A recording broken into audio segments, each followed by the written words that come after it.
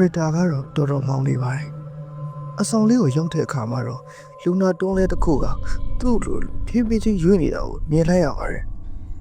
အားလုံးပဲမင်္ဂလာပါကျွန်တော်တို့ Playpage Channel ရဲ့ကြိုဆိုလိုက်ပါတယ်ကျွန်တော်ကတော့ admin K ဖြစ်ပါတယ်မိသူကမြို့ဆောင်ရဲ့တက်တန်းရေးစေးုံတစ်ခုမှာ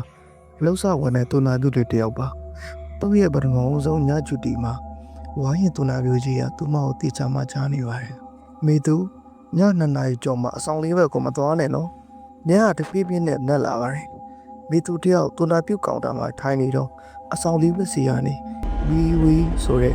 လူနာတွန်းလဲသံတစ်တေကိုကြားလိုက်ရပါတယ်သူမရဲ့စိတ်မှာလည်းသူများနဲ့ဆိုပြီးတော့စုပ်ပင်စိန်နဲ့သူနာပြုတ်ဆရာမရဲ့တတိပေးချက်ကိုမေးကအဆောင်လေးဘက်ကိုလမ်းလျှောက်သွားမိပါတယ်ကိုရီတာကတော့တော်တော်မောင်းနေပါတယ်အဆောင်လေးကိုရောက်တဲ့အခါမှာတော့လူနာတွန်းလဲတစ်ခုကသူ့လိုဖြည်းဖြည်းချင်းရွေ့နေတာကိုမြင်လိုက်ရပါတယ်မေသူလည်းအနားကိုသွားကြည့်လိုက်တော့တွန်းလဲပေါ်မှာဘယ်သူမှမရှိပါဘူးရုတ်တရက်သူမရဲ့နောက်ကျောကနေအိဆက်ဆက်သက်ရှူသံတစ်ခုနဲ့မျိုးသိမ့်ပစ်တဲ့တူပူလေးပြီးတဲ့ကိုကြားလိုက်ရပါတယ်ငါ့ကိုလာကိုပါဦး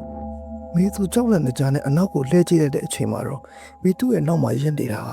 ခေါင်းမပါတဲ့သူနာပြုတ်ဖို့ဆောင်ထားတဲ့အမျိုးသမီးတယောက်သူခေါင်းမပါတဲ့အမျိုးသမီးရဲ့လက်ထဲမှာလည်းသူ့ရဲ့ဖိနေတဲ့ဆေးပလင်းတစ်လုံးကင်ထားပါတယ်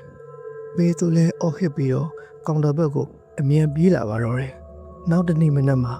သူနာပြုတ်ဆရာမကြီးကိုအချိုးအချောင်းပြောပြလိုက်တဲ့အခါမှာတော့သူနာပြုတ်ဆရာမကြီးကတပြင်းချပြီးတော့ပြောပါတယ်အဲ့ဒါလုံခဲ့တဲ့10နှစ်က